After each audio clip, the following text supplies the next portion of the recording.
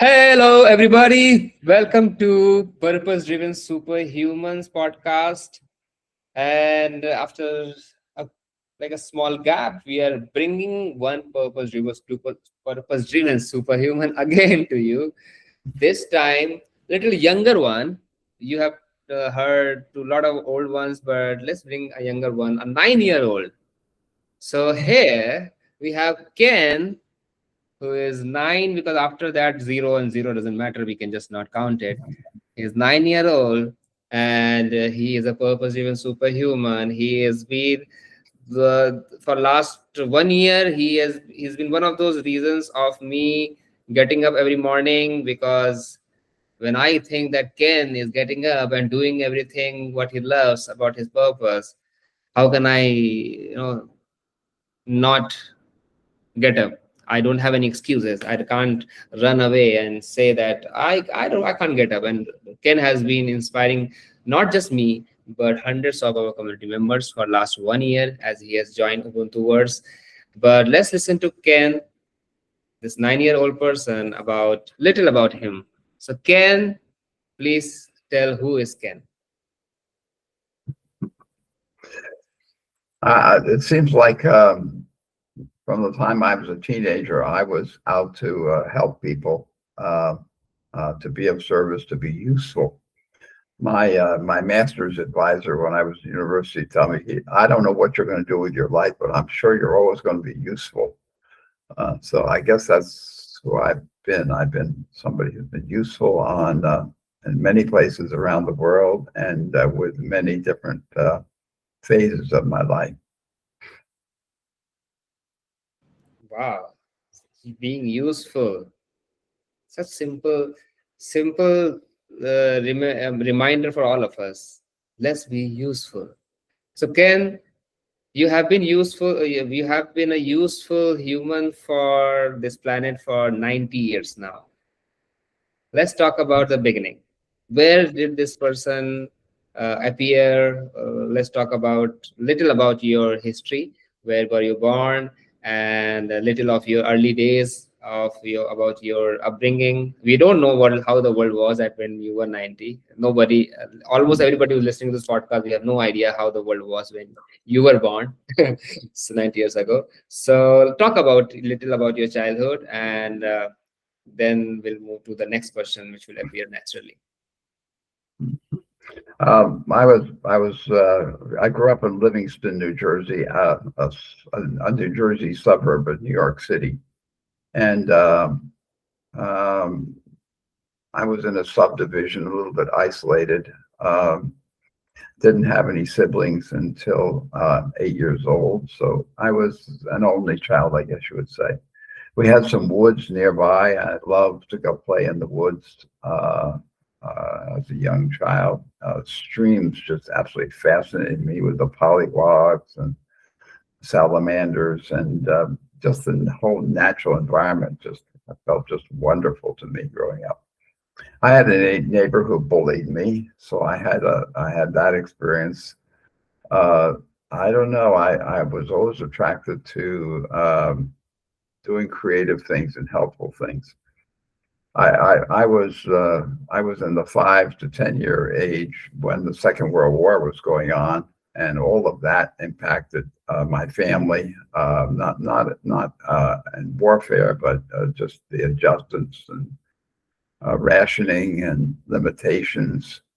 So I grew up in an environment of limitations, of people not having enough and getting by, eating very simply. We had a very limited budget in the family, and didn't eat much meat or anything like that. This just wasn't built into my life. So fortunately, I got a unconscious start on a vegan lifestyle when I was a young child, just because of economic reasons, principally. My mother, though, was aware of eating, what she called eating healthy. Not what I would call eating healthy, but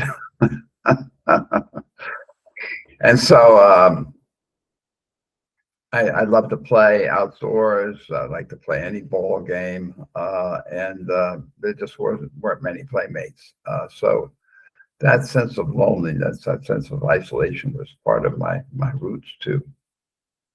And so community and searching for community, searching for ways to engage with others, I think it's always been part of my life. I was an excellent student all the way through, straight A's. Got into Oberlin College, which was a very, very high achieving college, and I had no study habits. I wasn't ready for anything like that. I just was not ready for the academic life, and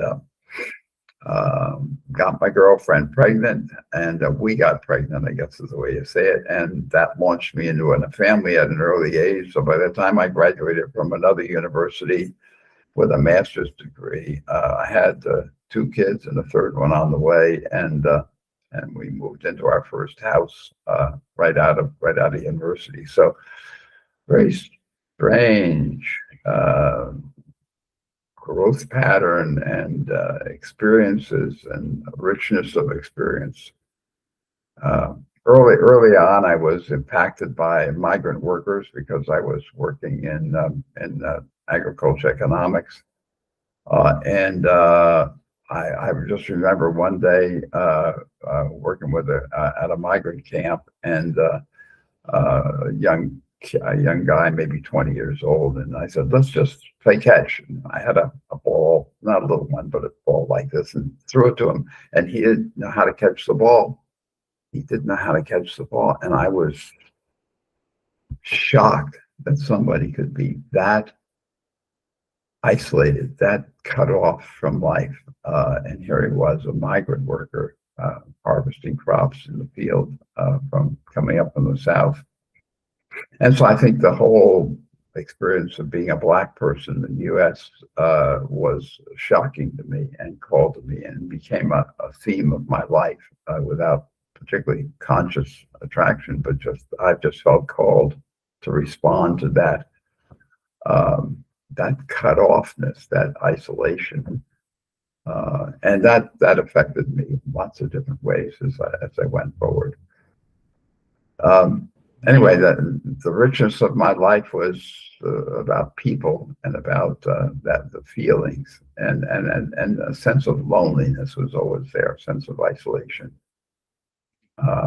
And I think that explains why I am up at 5 a.m. every morning, that I found a community finally at this time in my life. Can you believe it? So what's the time right now? What's the time right now there? The time right now is 4:45. Oh my goodness. See you. We are doing this interview at 4:45 a.m. for Ken. And AM, right? AM, yes, AM. Yes, AM. And you see how energetic this person is, and finding one more day to live his why. And that brings me to my exact next question. So as in our community, Ken, and most of us, most of you who have heard us in our community, we talk about this quote from Mark Twain, that there are only 2 important days in your life: the day you were born, and the day you find out why. And in the last question, Ken just gave us the idea about when he was born and how was his early childhood. My next question is very naturally to you: when or what day or which stage of your life where you felt that feeling of that I found my why, something which you could call that this sounds like my why? What was that incident, and how did that happen? When did that occur? Talk about that. Yeah, there's a sense of falling into creative situations.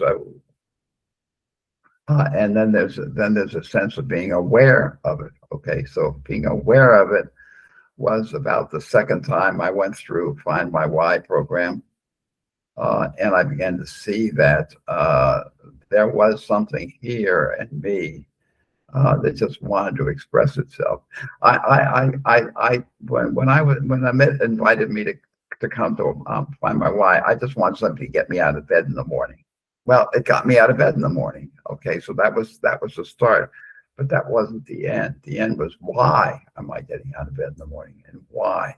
Okay, and I think the sense of larger service, of I had the opportunity to work in villages around the world. I actually had the opportunity to work in 23 countries, and not working basically as a volunteer for 18 years of my life and working with villages. And the sense of purpose, of engaging, of being, having a demand placed on you, you had to respond to beyond your expectations. That feeling of being demanded to serve, being called to serve.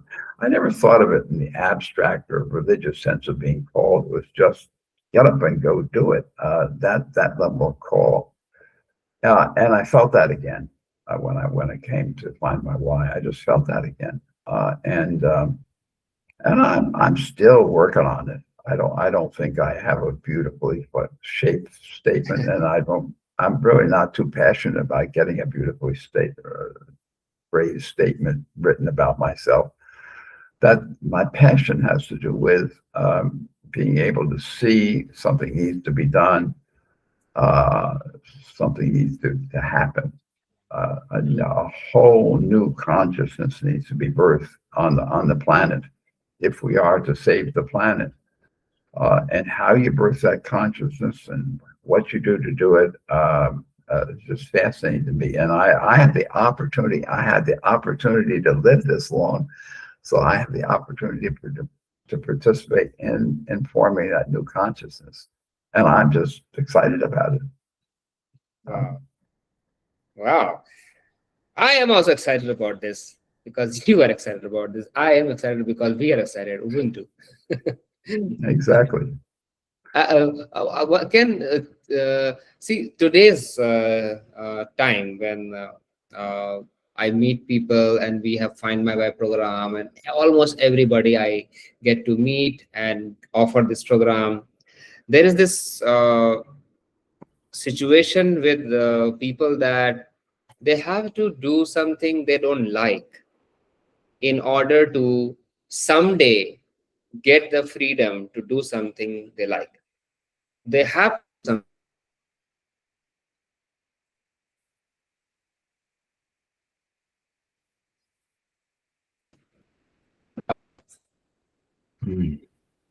into that, what the system of consumerism or you call it money and exploitation and greed, all that then appears to them, and then they are trapped. When you were studying and when you were forming your career, was the struggle same for you? Did you also do few jobs or few career choices which were not part of your, you didn't like it to find your why, or how was it for you? Oh, absolutely. Absolutely. I mean, as I mentioned, I came out of university with a master's degree, and I didn't want a master's degree, but I discovered if I stayed on for one more year for a master's degree, I could get 50% more on my salary. So, okay, I did that for the family. So even that staying on for another year was a sacrifice I didn't want, but that's what was necessary. I got a job. We moved to Washington, D.C. Oh my gosh, this is so beautiful. I mean, all these galleries and all these art galleries and concerts, and the cultural life was wonderful. And I had a job, and they needed me to do a technical aspect and statistics for them, and I did it, and it was done in 6 months. And it was like, now what? You know, I can sit here and grow with this corporation, find a place, retire with a lot of money, and I wasn't about to do that. But I was saved by the missile crisis, which was in 1962. And the missiles were coming into Cuba, and there was a threat that we could be hit with a missile in Washington, D.C., and in the next 6 months or a year or something like that. So we decided, let's get out of here. So I took my family to the Midwest, which seemed very secure. We ended up in a little community in the Midwest, but another job and another problem to be solved. A raise, yes, but another job and another problem to be solved. And I solved that problem in about 6 months for that company. And then what? I sit there. Is there a path to a higher place in the company? Well, not particularly. And then I was saved by a friend at the company who moved to another company and took me with him. for my creativity and market research. And I was with that company for a while. And then the pastor of our church saved me by introducing me to this service organization. I had 6 kids at that point, 2 of the Black children who were adopted with the civil rights movement. And we were called to work in the inner city in Chicago with this community of 200 people who were radical, passionately about building new community in the most desperate places. And this was the ghetto that was partially burned out in 1968. And that was my introduction to the service community that I was with for 18 years. And I was under assignment at that point. So I didn't choose what I wanted to do. I was assigned. My first assignment was to go back and work at another company to make money. Did that for 7 years in service to the organization. So under assignment. And then under assignment, I was sent around the world to facilitate programs in local villages. That was wonderful, just wonderful. But every situation was just a raw and new experience, something to be invented.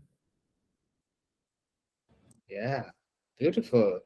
I'm getting more curious, and I want to ask you this question to you, that you had told that you have lived in 23 countries and you have worked with many villages. Can you share a story, an experience of you living your why in any of these countries or villages, the pain, because we learned that our why is in solving the pain we understand, the pain which we feel in our heart when we solve some for somebody else. That's where we find our why. So any story, because if we go through your 90 year of experiences, we have to make this podcast maybe 90-hour long. But for getting the best out of your experiences, pick one story and tell us where you lived your life, solved some pain, and how did it change you as a human, how it made you a stronger, more peaceful and content satisfied Ken. Well, I remember one village outside of Delhi, northeast of Delhi, about 60 families, I think. I don't remember the name of the village or the real location anymore. This was the 1970s.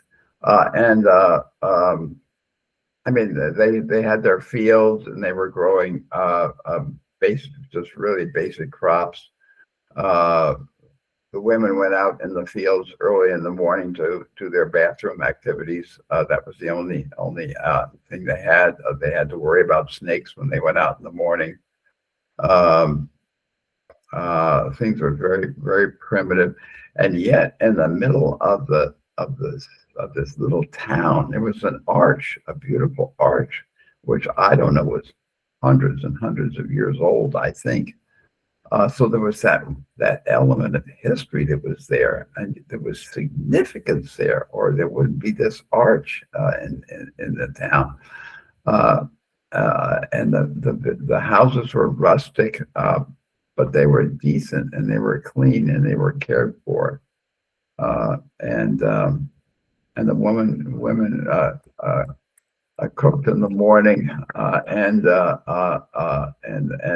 little tiny girls, a year old, year and a half old, followed the animals around and picked up the stools and brought them home to their mother.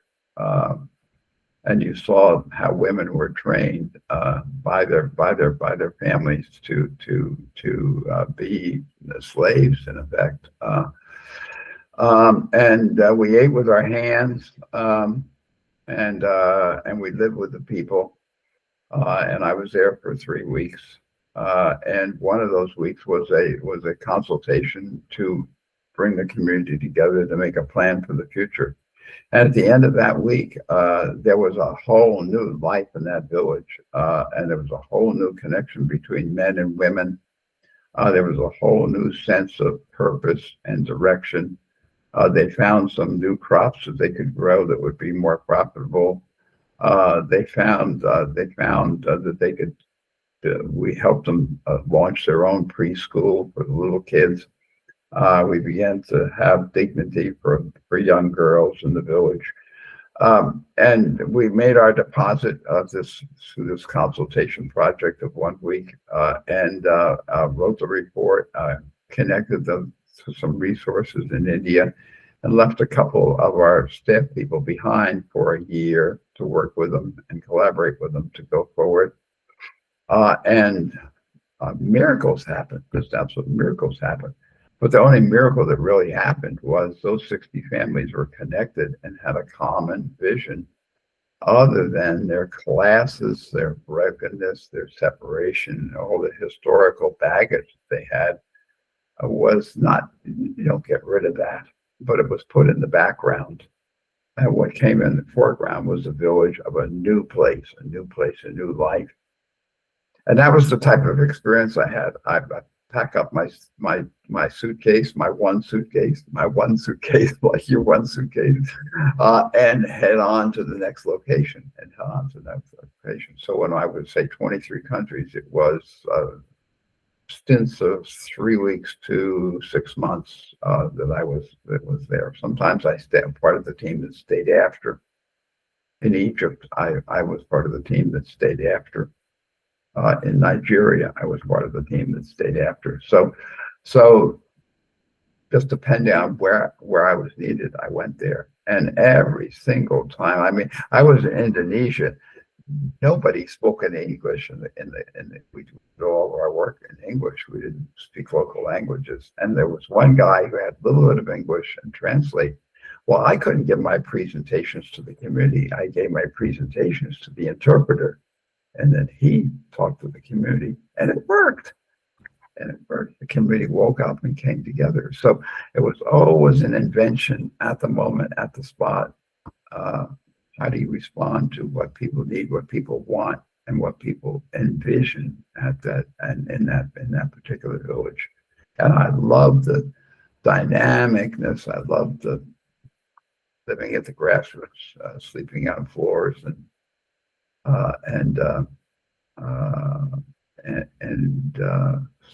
finding that life in the people where they just came alive. And I totally trust local people to solve their problems. They just need somebody to believe in them, number one, to believe in them, and to connect them to outside resources. We never brought any money in or anything like that. We came very simple. We did not come with resources. We didn't have a bag of resources. We didn't have heifer project. We didn't come and give them cows or something like that. Everything was right from where they were, already available to. I mean, India, even at that time in the 70s, had a wonderful network of local representatives to support agriculture. The resources were there. The people just didn't know how to use them. So that's a little simplistic, but anyway, the feeling was connecting people to the resources, to the possibilities, and rising above all of the cultural blocks that have kept them so separated. One community here in Peru had 42 families, and they had 32 rosary societies. It's just beyond my imagination how, I mean, just the fragmentedness is like, I want to scream. And then you keep a smile on your face, and you're calm, and you look for the roots of commonness and help them to build on the roots of commonness. So anyway, that's my history, and I feel totally, completely at home in Ubuntuverse. I never had the Ubuntu village experience exactly the way you said it, the way you tell of it, but I had it in other ways, I think. It seems like you have been a builder of Ubuntuverse much before Ubuntuverse was formed. You have been building Ubuntuverse where communities come together beyond their differences and their cultural and language or religious or other differences, and come together and find solution where they are, and together rise from the minus to plus, from deficiency to abundance. And that's Ubuntuverse. You have been the maybe the oldest Ubuntuverse project community builder I have known. So proud And of and, you. and we had a framework of methodology, awakening the vision, finding what's blocking the vision, writing proposals to remove the blocks from the vision, and then implementation, team-based implementation. So we had a structure to use to do that, but that structure came out of the awakening of the 1960s, which was working to create that type of creativity. The institute I work with, the Institute of Cultural Affairs, had a religious root, a religious base, a sacred religious base. It was built on that, and so it was secular, but it had a sacred base behind the work. So the sacredness had to do with the sacredness of the individual and the sacredness of every individual in a community. I think that was our fundamental base. It's really fun to talk Wow. about these things. I'm enjoying Oh, this. yes, Thank yes, you for the opportunity. yes. Thank you. And so basically, what you just shared an experience of a city, a village from India near Delhi, and there is something which we have to talk about. So it's like a circle getting completed of you doing something again back to similar location, same place, but with a different approach. But before that, there is one curiosity which I'm sure a lot of people will have. I also had. See, you are 90 and you are getting up at 4:30 a.m. or today you got up at 3:45 a.m. as you told me, right? And you are ready like you have so much to do for the world. And people want to know what is lifestyle of Ken? What do you eat? And I know that you have been eating something which people don't know that can make them healthy. They think there is a lack of this thing, that thing. But when a 90-year-old who is active, living, smiling, and getting up at 3:45 a.m. to do something meaningful for the world, we all want to know, Ken, what lifestyle you live? What is your lifestyle? And when did you start living that lifestyle which makes you so happy and healthy and shining human? I sort of thank my mother for putting some vegetables on my plate and having a variety of foods. She didn't have any particular consciousness behind that. It was just having some vegetables on the plate was part of it. And so I think I grew up healthy. Um, um, I mean, there were lots of stuff not so healthy, like Velveeta cheese. It's like, wouldn't imagine eating that today, but, and then uh, I think that Allison and I went on a journey of trying different diets and experimenting, and we finally had adopted a vegetarian lifestyle. Very, very, very connected to cheese and milk in our coffee. And then we had some vegans come to live with us, and they woke us up to the fact that there was more for us to get rid of the risk of chronic diseases if we came off of dairy. And so we finally learned that dairy was the key thing we need to get out of our life. And so we've been vegan now for 7 years. And but I don't think that was the shaping thing in my life. But now that's a confidence thing in my life, because we know that when we eat a whole food vegan diet, which is what we do, a whole food plant-based diet, we do not eat anything that comes in a package. There are no packages in our, and there are no instructions to read on the packages or anything like that. We eat whole foods. And we know that we're not going to have chronic diseases. We're not going to have diabetes. We're not going to have heart disease. We're going to die healthy. And so, as Dr. Michael Greger says, you can die healthy. So that's that we know that. And we've just come to the level of confidence in this. So we're letting our sickness insurance go, our health insurance. We're canceling our health insurance now because we know that we're not going to have what 90% of the people die of is chronic diseases that are all preventable with diet. Well, it isn't just diet; it's lifestyle. I mean, it's being here right now at this moment, being engaged, having something to make a difference in your life, having a purpose. So the purpose, the conscious caring of ourselves. We put ourselves to bed early. Now we were midnighters. We were up midnight, 1 o'clock, watching Netflix, and not anymore. We have to go to bed early so we can get up early. So it's a whole lifestyle of healthy, holistic living that we've been living now. And I don't credit it to any one thing, but we finally let go of coffee. Yeah. Wow. Wow. I cracked this joke, and I think this is the right time I should crack it. That world is a different place. Your world will be a different place when you move from Netflix to Let's Fix. Yes. Yes. Netflix to Absolutely. Let's Fix. So and Yeah, I think you have moved there. You have moved there from Netflix to Let's Fix.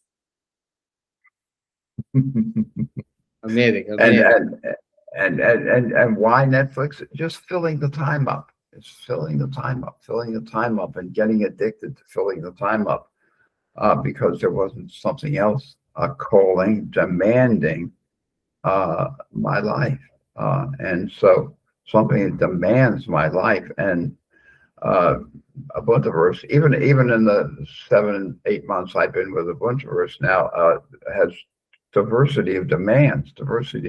I mean, I'm right now in the wellness program, and I mean, I know a lot of this stuff already, or I think I do, but being reminded of what I know, and then learning some new tricks. And I went out and bought an enema kit yesterday. Okay. So learning some new tricks along the way is part of the intrigue of being here also. Wonderful. That's why I introduce you as a 9-year-old, because apart from your body and your stories, the way you get up, the way you learn, unlearn, and be curious about things, you are a 9-year-old human, Ken. And I want to talk about this. The one we were talking about, Delhi village, and how now you are back to Delhi for a campaign. Now, not physically, but your energy and your attention is gone, and Netflix to Let's Fix. So talk about us. Take us through, what are you fixing these days?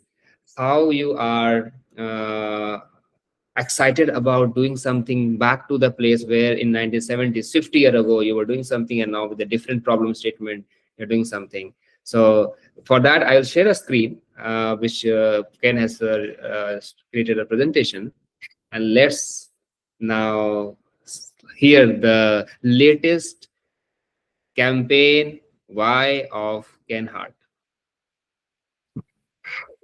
Climate Healers with Dr. Sailesh Rao asked the people to give proposals in December, and I've been hearing about the temperature problems in Delhi, and then the pollution, the horrible pollution, and it was just sort of overwhelming to me. And so I was being pushed to do a proposal, and I said, all right, I'll do it. And so we created the Delhi Breathe program. I created, I guess is the right thing to say, a Delhi Breathe program. I've never been. I haven't been to Delhi since 1984, so I don't have current experience. But I read the press, and I know it's a very high profile level of pain going on there, and extremely dangerous. Probably far more dangerous than situations that I've encountered, very harsh situations. So Delhi Breathe is the project that I'm trying to spur at this point, to call forth the people to begin to take action and respond.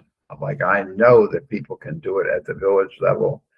Harder to perceive that you could do that at a major city level with over 30 million people. But the same dynamics are there, the same human dynamics are there, and I know they are, and I know they can be called on. And so that's my passion. And you know, the pollution now in this picture is just absolutely incredible. The level of pollution that you can't see very far. I mean, it's that bad. And you just know that that's killing people. As a matter of fact, I read the other day that the life expectancy in the Delhi region is 3.5 years less life because of the pollution. And they looked at infants' lungs, and they're all black inside when they've died. So this is actually killing people and reducing life expectancy. That's terrible. And you have a sense that the government's out of control. You have the sense that the economic forces are too focused on their own interests. Yeah. That's the way the world is. Okay, now in the midst of the world being that way, what do we do? How do we take a response to this? How do we move ahead with it? And where do we look? And for me, you look to the local. You look to a local initiative to begin to take an action. So go ahead and move that ahead for me. And so my Delhi Breathe objective is to identify, document, support, and amplify and replicate a network of 1,000+ existing initiatives that already exist. People are actually doing things. What are they doing? They're planting a garden on their balcony in a society. They're encouraging other people in society to plant gardens on their balcony. Why gardens? Well, the greenery then filters the air coming in. Does that make a difference? Is it measurable? Well, yes, it is. Okay. They're cleaning up waste. They're doing the obvious things that you don't otherwise do. Watering down dust. Things that you can do at a very local level that affects you very locally. So we're asking for volunteers to come forth and help us find those existing places. I can't do that. I live in Lima, Peru. I'm not going to go to Delhi and work block by block. But people who live there know what's going on. They read the local press. They see it. They understand it. They have a way to identify that, and they want to be they want to be part of something bigger than themselves to respond to that. So the calling to create a community of service in relationship to this that isn't government driven or economic driven, but people driven. So that's the source of my passion, and I know it works. The initiatives for remediating air pollution in the Delhi area are already there. They're already there. They're already in action. They're just invisible. And I've spent decades of my life calling forth grassroots initiatives like this. And I believe in it. So I think the thing I bring to this is I believe it can be done. Local communities are a foundation of driving change. A dramatic example of power of local initiative happened in my backyard on August 15, 2007, when there was an 8.0 earthquake just 200 kilometers south of me. Our building shook. I was in an apartment on the 3rd floor, and our building just shook, rattled the windows, knocked some things off shelves, and we were 200 kilometers away. An 8.0 earthquake is a complete disaster in a community of adobe houses, a city of adobe houses. We got a call the day after from our colleagues in Japan and with the service organization I was working with. And Japan has a fund for this type of thing, and they were asking if there's anybody in Peru that could go and respond. I didn't know anything about responding to an emergency, but we went down. We drove down, and we found people sleeping in the streets because they were afraid to go back into their houses. The walls were fractured, and they were literally sleeping in the streets, with nothing. So we went out and asked for some initial funds, and they sent us $42,000, and we bought 350 water tanks, these great big 40-gallon water tanks, so that people could receive water from trucks coming in, and 1,200 blankets that we could distribute to people because it was wintertime. Now, wintertime in Peru isn't all that cold, but anyway, it's cold and rainy, cold and rainy. So here they are, cold and rainy weather, and we went to learn what was needed. We bought this truck, came up to our house in Lima with 350 tanks. We had to store overnight before we began loading them in trucks and taking them down there. 1,200 blankets, that's a lot of blankets, and woolen blankets. And we, excuse me. And so we loaded up a truck, a big long truck with some tanks and trucks and blankets, and went down to Chincha. That's the name of the city. 25,000 people, 25,000 families without homes. And we drove out, and the mayor said, "Go over in this sector of the city." We drove over there. We found our way where we could get down the street, and we parked the truck, and mob of people came around the truck, all shouting and waving their arms, and we were close to terrified, and we had no idea what to do. And so I suggested to one of our staff people that she talk with the community and with the mob and ask them to send 2 representatives that we could work with. And there was a squabbling and all sorts of stuff going on. We didn't know what was going on. My Spanish wasn't all that good anyway. And pretty soon a man and a woman came up, and we asked them, please form a line behind the truck with the people and most in need closest to the truck, and the people less need later on. And we told them how many blankets we had. We're going to go off and have breakfast while you do that. And we went to a cart nearby where they were serving breakfast in the street, and we had a couple local food, and came back in about 20 minutes, and there was a line. This mob was all gone, and there was a line behind our truck. And we had the most joyful time taking a tub and throwing a couple blankets in, or 4 blankets, depending on the number of family members, and handing them a tub, and they were going away. And there was this joyful event going on of just distributing the product. And so we asked then if they could give us 3 or 4 people who could sit down and work with us. And they sat down, and we asked them what they really needed, and they said houses. And we asked them what type of houses, what would you make them out of, what's the way to do that. And then they said, well, and then they brought a map, and we took the map, and we made neighborhood clusters of about 50 families in each cluster, a couple blocks, a couple city blocks of 50 families each in each cluster. And in each cluster, then we asked them for 2 volunteers from each cluster for 15 clusters. So we had 30 volunteers. We brought a bus down. We loaded those 30 people in the bus and took them an hour and a half north to our training center. And we had them for 5 days. We fed them well. We gave them methods for collaboration between people, for coordinating people, for engaging people. We bought some bright colored shirts, some caps, some bags. We filled the bags with hand tools that they would need to build the houses. And we brought them back down to the community. And all of these 30 people in their bright colored uniforms built a demonstration house right in the middle of this section of the city where we were going to work in these 15 neighborhoods. And it was a wonderful event. Everyone was watching and commenting, and they decide on the spot not to put the plastic on the outside, which is a logical thing to prevent against the rain. Put the plastic on the inside and cover it with a straw mat afterwards, so protect the plastic from the sun so it won't break down so quickly. That was their idea. So right on the spot, there was a change made.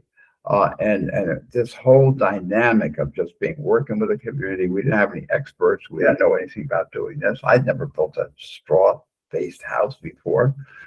We wanted to be secure, and we got wire so that they could wire the poles together securely and anchor them.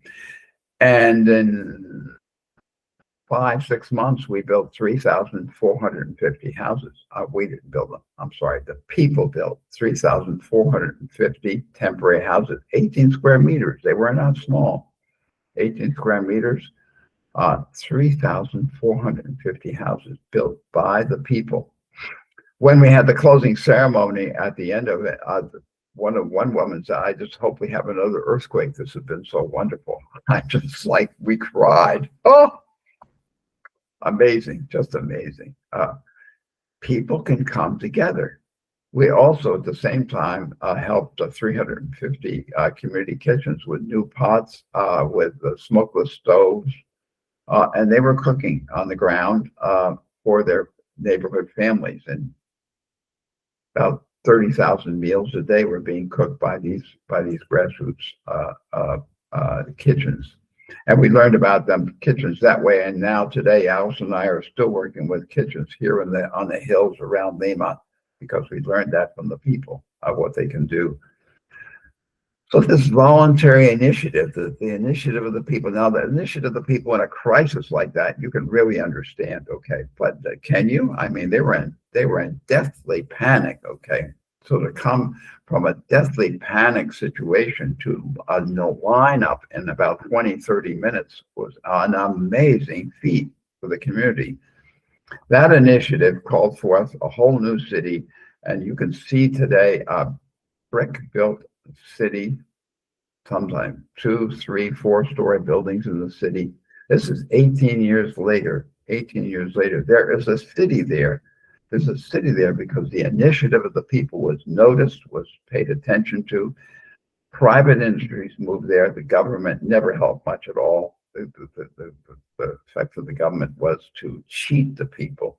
The government made a public declaration. It was a 7.9 earthquake, not an 8.0, because at 8.0, the Constitution calls for them to rebuild houses. So it wasn't an 8.0 earthquake. It was a 7.9 earthquake. So they didn't have to help the people. That's what the government did. The private industries came in because there was a labor pool with initiative, and the industries rebuilt the community with employment, responding to the people's initiative. That's what I have passion for.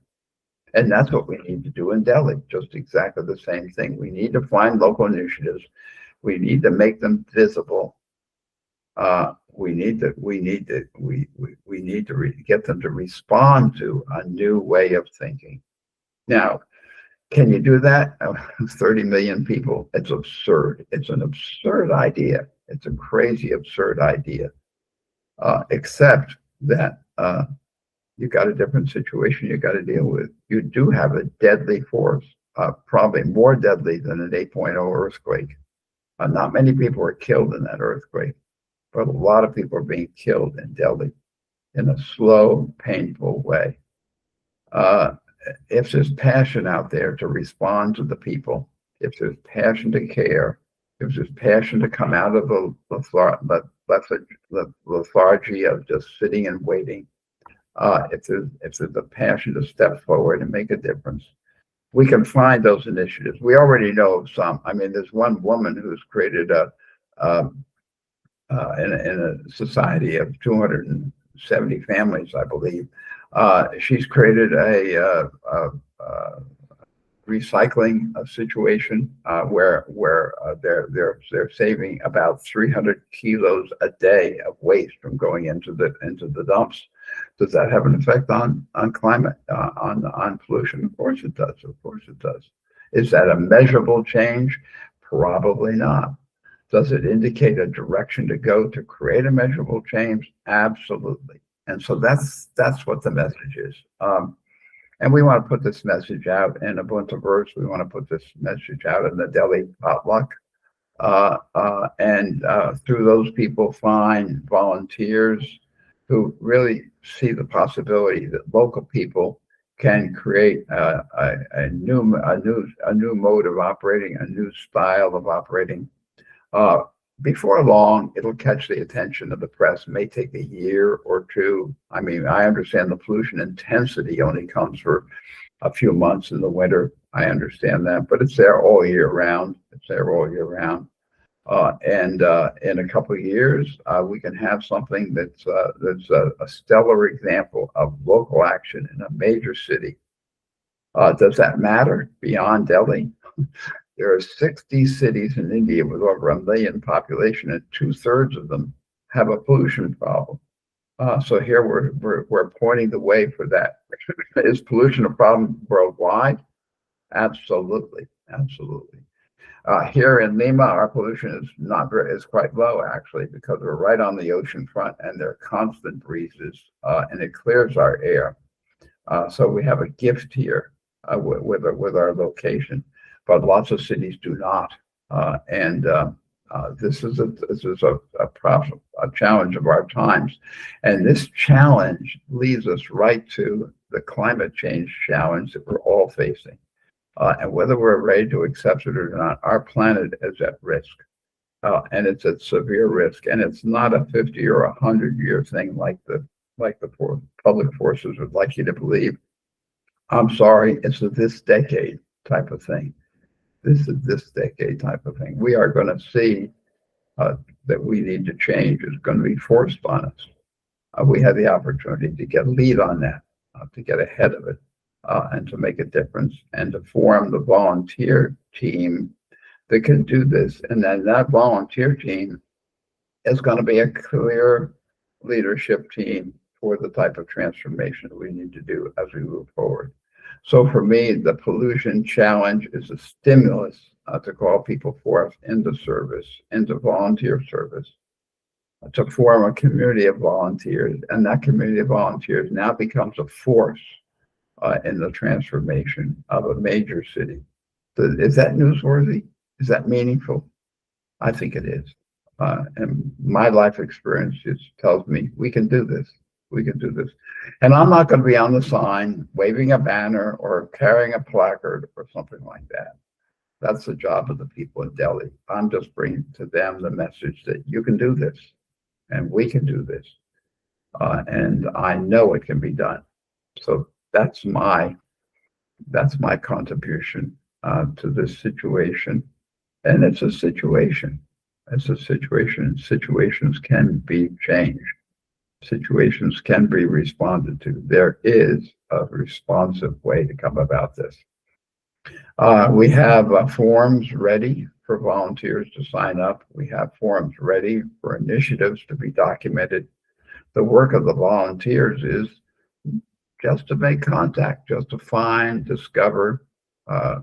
If you have to do it by driving around or walking around, if you have to do it by the internet, if you have to do it by just working on social media and asking people, what do you see going around you? What do you see? Who do you see is planting a garden on their balcony? Who do you see who's helping to do cleanup drives of trash in the neighborhood?